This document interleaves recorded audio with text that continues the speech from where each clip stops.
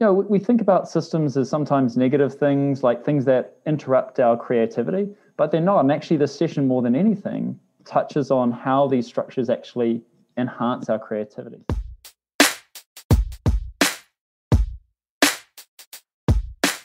Every good educator knows we start with assessment.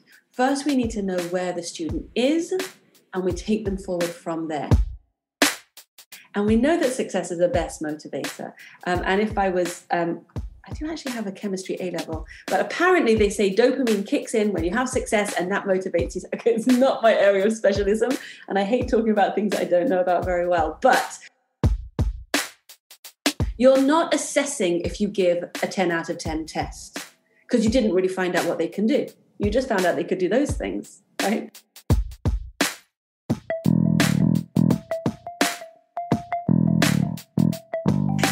Welcome to the Qualified Tutor Podcast. I'm your host, Ludo Miller, and I'll be interviewing tutors and thought leaders from across the tutoring landscape to inspire, inform, and motivate you to become the best tutor you can be.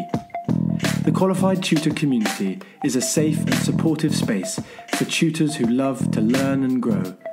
We offer training, resources, ideas, and a chance to connect with like-minded tutors. If you'd like to continue the conversation, join our Qualified Tutor community at www.qualifiedtutorcommunity.org or find it in the show notes. Hi there, my name is Alex Asher. I'm the CEO of LearnCube, and I'm here with Julia Silva once again. Julia Silva is the founder of Qualified Tutor. They're real experts in tutor training, which is why I was super excited to talk about this session, which has a brilliant title too: How to Smash not just your first, but every first tutoring session. So Julia, let's talk about it. Thanks, Alex. I am really, really happy to be able to cover these ideas with you today. First, I want to explain the title. All right. And it's actually based on a workshop that we've written that's available on our community, qualifiedtutorcommunity.org. And so I will get to explaining how the workshop works as our fifth point, but we're going to build up to it. The concept and the title of How to Smash Your First Session is when you get it right, it feels like a smash. So there's something incredibly fulfilling about teaching and tutoring because you see it going in and you see your student responding. So what we're after here is understanding what we're trying to achieve, planning strategies that will help us to achieve those things, and feeling that, oh, bullseye, absolutely nailed that.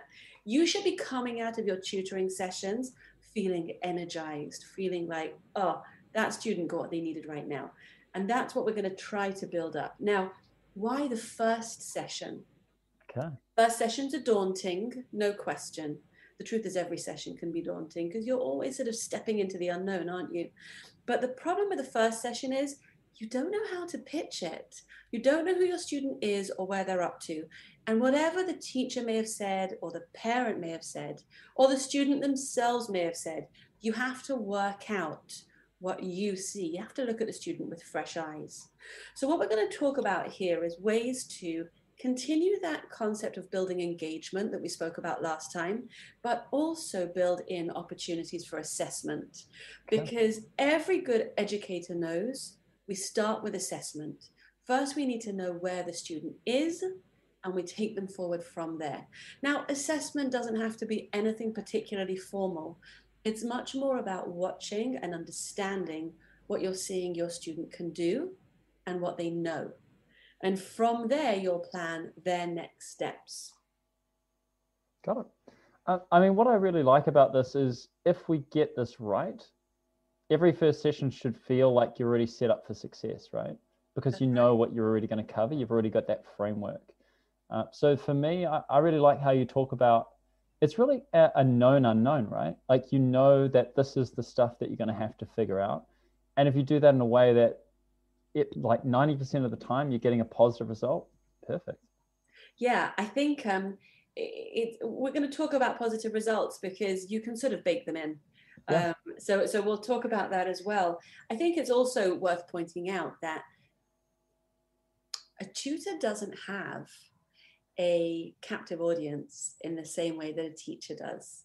You know, if you don't like your year 2 teacher, you still have to come back tomorrow. And so the teacher gets a chance to have another go and have another go, build a relationship, make a difference over the course of a year. With a tutor, in a way, it's much more high stakes. That first session is really an interview.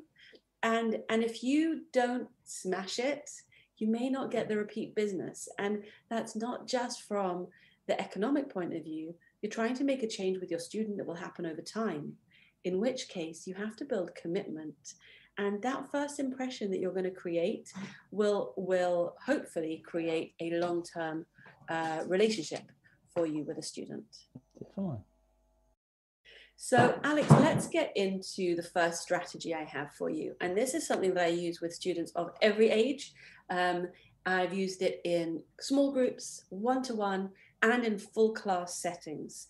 In a class, it would be called a class contract. And it's a sort of mutual discussion and agreement about values. The way that I do it in a much more informal tutoring session is an all about me letter. And so it's an unwritten contract that has an opportunity for me to communicate what my values are, what my priorities are, and what you can expect from me. And likewise, I'm going to give the student an opportunity to share the same. So it starts off as an informal letter, but actually it packs a lot of punch. Great. The idea about letter writing is that if you love to write like I do, there's a lot of scope in there for you to be funny, creative, pique their interest. Yeah.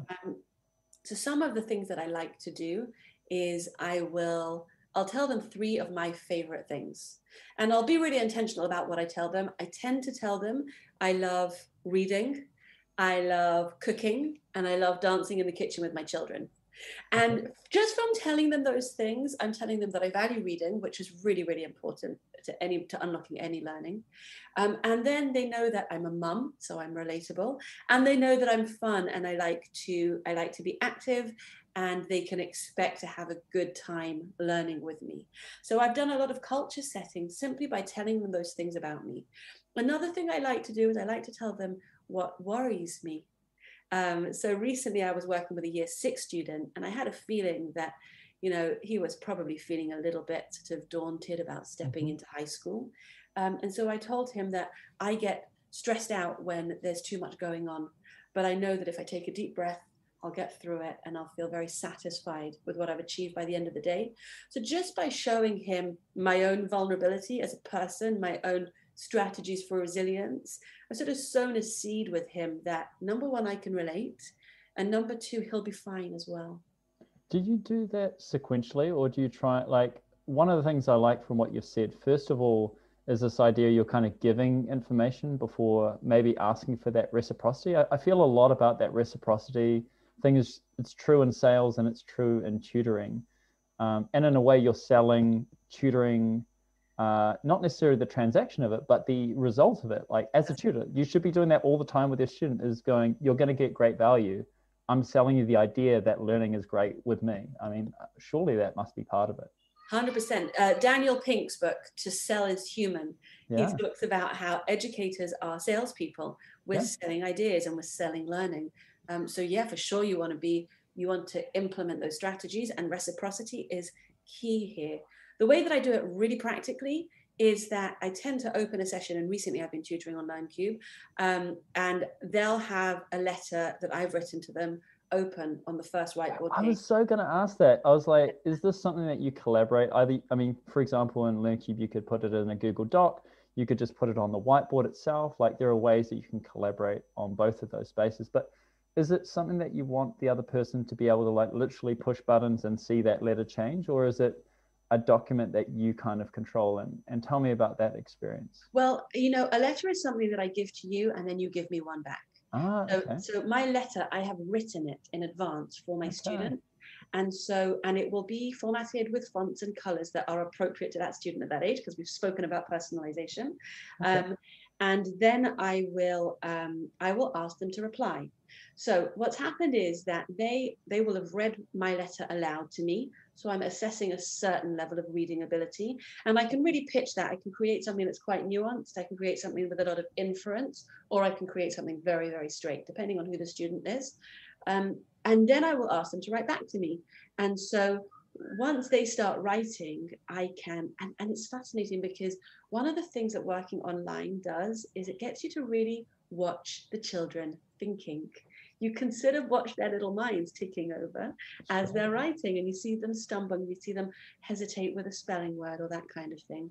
And then as the writing is revealed to me, I get to find out, firstly, how much they've written, how confident they were with their writing, how well the spelling is and the punctuation is, of course, those technical things. Also, how self-aware they are, whether they were able to follow my structures. I may well have given them the structure. Please give me 3 favorite things and 1 thing that worries you. Sure. What you're looking forward to, what you'd like to achieve with me is another key question. And if they've managed to sort of follow that scaffold and produce something that really communicates effectively, I've learned a lot about what the student can do. Equally, if they struggle with this task, I will stop the session. The rest of the session will be based around helping them to write this letter, because I want the letter written because I want them to go through that process with me, and I will help them to be successful in it, which takes us directly to the next point. Okay, let's do it. So we spoke just now about baking in success, and we know that success is the best motivator. And if I was I do actually have a chemistry A-level, but apparently they say dopamine kicks in when you have success and that motivates you. Okay, it's not my area of specialism, and I hate talking about things I don't know about very well. But if you can build quick wins in with your student, then they will keep coming back for more. So I sort of liken it to a personal trainer. Totally. Yeah, you're not going to burn your student out, your client out on the first session. You're going to build their muscles slowly. So make it a comfortable pace initially and help them to build in those quick wins. Give them targets. Think about the couch to 5K, right? And you think sort of, I've given you a starting point and an end goal, and I'll give you milestones along the way. I have yet to do couch to 5K, that's the truth. It's sort of there on my horizon somewhere. But I do think that if you can teach your student to expect to be successful in your sessions, to come out feeling like a winner, then they'll come back for more and they'll love learning. And that's our biggest goal. I really like that. I think I actually relate to it on the health side, so totally get it. But also, I think it's so important that you start low enough that you can't, and even kind of maybe you allow yourself to kind of present that to the person. Like, I'm going to start off with this. Let's just see where you're at. So there's no expectation on it. And then if they nail it, then it's like, great, that was an easy, you can communicate like, oh yeah, that was an easy one. Or if they really struggle, it's like, oh, that was, we have some people that struggle with that, but you want that person to be like, okay with their level, no matter what, I would have thought. Yeah, the way that I think about it is with times tables. You just start everybody's on 2 5s and 10s. I know it's year 2 level, but if there's a gap there, you want to know about it. Yeah. And if they're fluent, then let them feel like winners. Right. And then you'll build up to the 4s and the 8s, and then you'll go to the 7s and the 9s, which I still don't know, but it is, I do actually. But it is useful to give your student that feeling of, I see myself as a winner. Yeah. My tutor sees me as a winner. In this environment, I can be successful, regardless what happens in the classroom all day, every day, which is exhausting. Yeah. If I can have 1 hour a week where I feel like a success, that's fantastic. And I'm not just talking about primary school students. You know very well that when you're working with adult learners, Definitely. you need to build in wins. Yeah, I think I'm curious, maybe a little bit later on, just understanding how that process looks for an adult learner. Like, I guess I'm like, oh, the letter, would I be okay with that? Like, part of me thinks that there's going to be a format that will work for an adult learner without feeling like being a kid. So I'm looking forward to seeing that, but I think we can cover that a little bit later. Well, you know that I'm into alliteration, right? So in this blog that I'm going to share with you to add to your show notes, I have said that letters are so flexible because they allow you to be as friendly, as funny, or as formal as you like. And it could be that you would write a more sort of articulated contract, a code of conduct, or a formal letter to an adult learner, because regardless of their age or your context, you need to establish a culture, a culture of learning. You need to show them what to expect. And the more explicit you can be about that, and the more reciprocal it can be, the better your grounding is going forward. Yeah, what I really like about it, regardless, again, is that level of professionalism. Like if I'm a student in that class, if I'm a kid, I'm like, oh, okay, this person has authority. If I'm an adult, I'm like, this person's like, they've got a system. Anyone that's got a system, I'm like, I'm already interested because this person's obviously done this before. And hey, maybe this has really worked for them. So hey, maybe it can work for me as well. And it kind of shows preparation. Probably if you're using, as an example, LearnCube or something like that, you might, just the fact that you're able to show something more visually might go, oh, okay, this person's like tech, like understands like how to kind of do this online. Or if it's in person, of course, it would be the same thing. Hey, this person turns up with resources, is prepped for me, and is really ready to listen. Like all of those things are exactly the setting for the future. So I really like it. We really drill down into professionalism. It's actually our entry-level conversation, because you can't overestimate the nonverbal cues that are communicated through professionalism. And it's not just, I'm going to employ this person. It's actually, I'm going to trust this person and let them take me where they want to take me, So we actually base a lot of that work on Rachel Botsman's work, Who Can You Trust, which is well worth an explore, because she points out, why is it that we trust politicians? No, we don't trust politicians and doctors, but we do trust Airbnb and Uber. Yeah.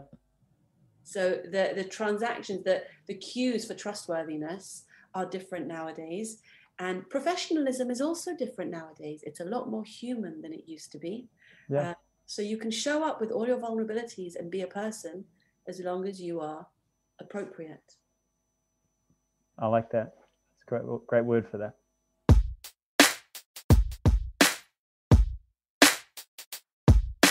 If you'd like to hear more about the ideas we touch on here, or gain the tools to take your own tutoring to the next level, the Qualification for Tutors could be for you. This live online seminar is facilitated by industry experts who, over 4 Zoom workshops, will cover the foundations of teaching and learning and how it relates to you as a tutor. The workshops are full of rich discussions where you'll learn alongside other tutors and connect on a professional level. We will teach you how to be the kind of tutor every child remembers. Visit our community space at qualifiedtutorcommunity.org and sign up now for our transformative course. We'll see you there. You want to go on? I do. I'm looking forward to the next one. I'm going to tell you about a fantastic phrase from this wonderful book. Is that backwards for you? This is Mary Myatt's book, High Challenge, Low Threat. And we love this phrase in Qualified Tutor because the concept is, in schools, I'm so mean to schools, aren't I? In schools, we tend to do low challenge, high threat testing. You got to get 10 out of 10. To be fair, if I gave you a year 5, no, I'm going to make it easier. If I gave you a year 3 level piece of work, you would get 10 out of 10 every time, right? Yeah. But I didn't find out how much you really know. Yeah. I just found out that you know up to a year 3 level. Year 5 is very difficult. So I'm suggesting, well, Mary Myatt is suggesting, if you take the lid off your assessment, if you create an open-ended assessment that is full of challenge, but equally you reduce the threat just by creating this environment of, it's fine to get things wrong, it's fine to have a go, it's fine to say I don't know. Then you can find out what your student is really capable of. So to take you right back to that first point, that what we're trying to achieve is assessment. Yeah. You're not assessing if you give a 10 out of 10 test, because you didn't really find out what they can do. You just found out they could do those things, right? Daisy Christodoulou is very, very vocal on assessments and making them make sense. An assessment could be anything that gives you a snapshot of what your student can do, but the richer and more open it is, the more information you as a tutor are going to get. And we have this freedom to be really responsive So this is what I suggest. Get a rich resource that's tied into your subject. So it could be a newspaper article, or it could be a poem, or it could just be an artifact. It could be a hat or a boot, something that gets the student really pique their interest. Yeah. And then do an activity around it. And it could just be a chat. It could honestly just be a conversation to explore their thinking. What do they know about this? What could they think about this? What they could understand? How could they describe it? And let them show you what they know and what they can do in a really open-ended, low-threat environment. You'll find out so much more about what they're up to, and they'll get that gorgeous feeling of, she's just here for me right now. That this is all that's happening right now. I'm 2 feet in, exploring this open-ended subject with you, and there's no wrong answers. I think that's super powerful. I hadn't really thought about it. And I think part of me being here is just, I'm just as curious as you are, probably excited to tell me about it. But I think it sort of jumps at my own previous experience anyway. So first of all, when assessment is like Jenga, where like I can build up my little thing. If it's too small, I'm like, well, it was a tiny little Jenga thing. I only put 3 blocks on. I'm not going to feel that great about it. But then you go like, hey, do this insane big Jenga thing. And I've taken all of the things out. And if one thing goes wrong, the whole thing's going to crash. Then I'm equally like completely frustrated. This is going to be a horrible experience. If it's like steps, I kind of feel like that could be like a safe thing. But what I really liked about what you said there, rather than sort of maybe a step and sort of until you get to your limit, is even that has a level of I'm going back. No, I've got to pull back. Whereas the open-ended thing is we're exploring together, and you as a professional tutor will know what the assessment is. So I think that's really powerful. I really, the games that I play with my children at home are building games and creative games. I don't play games with starts, middles, and ends. They're too linear. It's just not my style. So you'll see that my approach is quite curly. That's the way I call it, and holistic. We keep going over the same ideas, and left and right is as interesting as back and forward. Which is fine because we have a bigger goal for a student as a learner. Yeah. It's not fine if you've got a biology GCSE ahead of you. So I don't tutor biology GCSE, but I do find that if you can, because my specialism is primary, if you can build foundations by having the freedom to go left and right, as well as forward and back, the grounding is much, much richer. Great. So, there is one more element that I wanted to share with you today, and that takes us directly to our workshop, How to Smash Your Every First Session. And it's actually a little bit bigger than that, because you can repeat this session structure not only on your first session, but I'm going to explain how it works now. It's a 5-step plan, and it goes like this. Goal, model, scaffold, create, publish. You can find this all on our site. Goal means you set an ambitious goal. By the end of this session, we're going to have written a poem, or we're going to have a solution to this question, or created a poster on this topic. Then we're going to model it. Model means show them what success looks like. Actually show them one that you've done earlier, like the Blue Peter phrase. I don't know if you know that. So here's what I've done earlier is modeling. And if you can show people what success looks like, you're setting them up for success. And I know that I just spoke about open-ended activities, but what's nice about models and scaffolds that we're going to get to in a second is it's a structure that allows you to be creative within that structure and still come out with a successful piece. So giving people boundaries in every sense allows them to be free and creative within those boundaries. So we model and then we scaffold. So whereas the model will be an example, for example, of a letter, a scaffold will be a format, maybe with fill-in boxes, introduction, middle paragraph, main block, signing off. Whatever they are, your various steps to achieve your letter, so that your student can follow step by step to achieve the equivalent. I like to compare it to, you know, those gorgeous recipe books. I bought my daughter the Bake Off book, right, for her 11th birthday. She's marching her way through it. She's doing beautifully. And the model will be the photo of the finished piece. Okay. And the scaffold will be the step-by-step instructions. Uh-huh. Okay. And then what you're going to do is you're going to step back and let your student create. So once they've seen what it looks like, how to go at planning it out step by step, you're going to give them some space and sit back and let them write their own, let them make their own. And then the most powerful part, and this is the surprising part, is publish. Okay. Publish is so simple. Publish is sending a WhatsApp photo to their mum of the work that they've done. Publish is putting it up on the fridge. Yeah. Anything, of course, you have to be mindful of GDPR. So if you're sharing anybody's work, for example, if you wanted to put a gorgeous piece of work that your student did on Twitter, that's totally fine, as long as no identifying information is there, not their name, a photo of them, nothing like that. But everybody in the Edu Twitter field wants to see a sample of a year 5 student's gorgeous work. So don't hesitate. How meaningful does a piece of work that I've worked on for an hour feel when it's shared, when it's made public, on the fridge, just on the fridge? But the minute that you publish a thing, it gives it so much more meaning. And schools do this whenever they can by putting work up on the wall, or by sending a note home to the mum, or photocopying a beautiful piece of work and sending it home.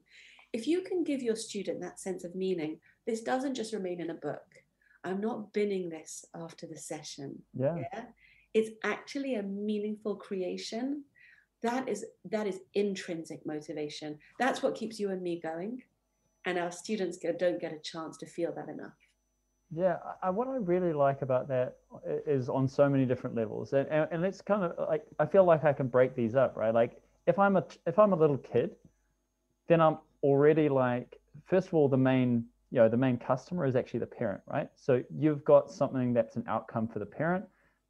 And it's not just for the kid as well. Like the parent feels like they're a good parent, right? Like that's actually, like we kind of forget, like they're like a really important stakeholder in this. They want to have a good experience, not just the child. It's very emotional as a mum. It's very, when you ask a tutor, I'm changing hats now. Yeah. You ask a tutor to help your student, and I've got 2 tutors working with my kids, various kids at the moment. You're sort of putting your heart on a plate and putting it out there. Help me. It's hard. Yeah. Yeah. And I just think, even if they're a teenager, then again, the parent is going to be possibly even more skeptical, right? They're like, they'll want to see kind of some outcome. And you can do that, I'm imagining, in quite a safe way. Be like, look, at the end of each session, I'll send you like a follow-up email, text, chat, whatever you want to call that communication piece. But usually you can do it in a way that you include the parent in that. Usually there's nothing wrong with that, I would imagine. And as you share that, it's like mainly to the student. I think as they get older, it becomes more and more towards the student, right? So if they're an older teenager, you're kind of addressing the student as an adult, but then the parent might be there as, basically buying the sessions, but they'll still want to be included in that. And I just think of then adult learners as well. You're still, again, part of that professional will be sending them, hey, this is the outcome of our session. This was worth your time. This is what we created together. So all of those things, there's no downside to sending something, but there's a massive downside if you don't. To the kid or to the parent, it means I don't know if something's happened. To the teenager, again, did something happen? I don't know. Will I have to wait for 10 more sessions before I see anything? There's like a black box element there that maybe I don't feel that comfortable about. But if on the first session, I'm already getting an outcome, that's going to tell a lot, I think, about the future relationship. Yeah, I think you're absolutely right. And let's look at those adult learners again for a second, because I was just having a lovely conversation with Sarah Meads, who's her background is in post-16, so further education. And she said that she did her MA recently, and she rolled it out on quite a large scale. And it was simply teaching tutors in colleges to celebrate success. That was the whole strategy. She said that they improved, Shauna just said this to me now, she said that they improved retention in their college by 2% just from this small adjustment of their approach. Isn't that fascinating? Yeah, absolutely. So everybody wants to see success. Everybody wants to celebrate success, no question. And then you said that you were sort of breaking it down into the steps. So you started at the end with publish. What else resonated with you? What I also liked was the intention around, I mean, you talked about limitations. I didn't see limitations when I heard scaffolding and a base. I heard a safety net. Like, for me, that was a safe space. And it showed, again, preparation, professionalism. So if I give somebody a blank canvas, I mean, it sounds like a nice idea, but it's very unhelpful, I would have thought, to most learners. I don't want a blank canvas. The whole purpose of me getting a tutor is I want you to help me create that scaffolding so I can learn faster and maybe build some of those supports so I don't fall through every time. So for me, it makes total sense. And again, it applies to every single level. And that's what I quite like about our conversations. They're so universal. Like, I know that you can tend to sound like it's for a primary kid, but it could be totally for an adult if you just change the flavor. Yeah, we're big into that in Qualified Tutor, so much so that I have a tutor just this morning who asked me if she can submit for her final recording for her level 3, a tutoring session with a 60-year-old. Yeah. I said, of course, absolutely. It's universal. Teaching and learning is universal, and we have to see ourselves as both teachers and learners. And then the subject and the phase comes and goes. Absolutely.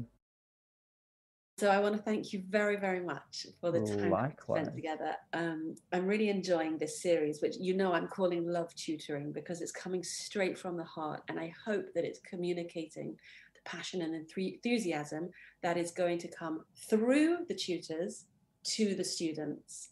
That's the message. The message is that if you and I can infuse tutors, then the students are going to get that lift that we want them to have.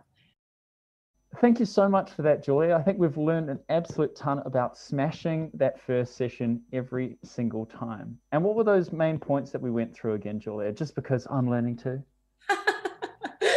Okay, what did we cover? We covered the importance of creating engagement to keep them coming back for more, and opportunities for assessment. And I told you that my first way of doing that is with a letter. I present a letter at the beginning of the session. I let them read it to me, get the messages that I'm trying to communicate, and then write one back for me. And whilst they're writing, I'm doing a lot of assessment about what they can do, what they know, and how they feel about learning. And then I spoke to you about building in small, quick wins. And we compared it to a personal trainer who's not going to make you pull a muscle on the first session, but build up slowly. We spoke about high challenge, low risk, and I showed you Mary Myatt's fabulous book, because we know that we don't want to assess in a closed way, because we want to find out how much the student really knows. We also know that rich, open-ended activities pique a student's interest in a way that builds intrinsic motivation, which is what we're really after.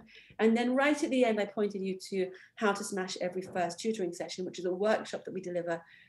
It's free, it's a recording on the Qualified Tutor community, which you can join just by looking up qualifiedtutorcommunity.org, and we will let you in if you ask us nicely. And what you'll see there is that we work through every step of that 5-step plan, which was to cover again: goal, model, scaffold, create, and publish. Each one is its own workshop, really. But by working through that concept, and just by hearing for the first time, scaffold, that's a good idea, scaffold. Ooh, I was doing it and I didn't notice. Yeah.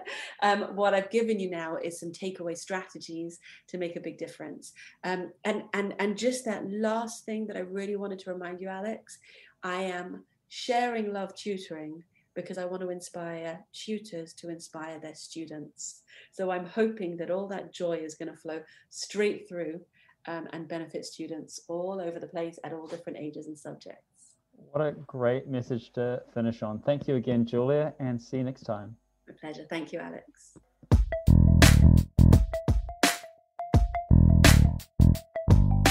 Thanks for listening to the Qualified Tutor podcast, where tutors share their expertise to support the tutoring community. If you'd like to continue the conversation, join our Qualified Tutor community at at www.qualifiedtutorcommunity.org or find it in the show notes below.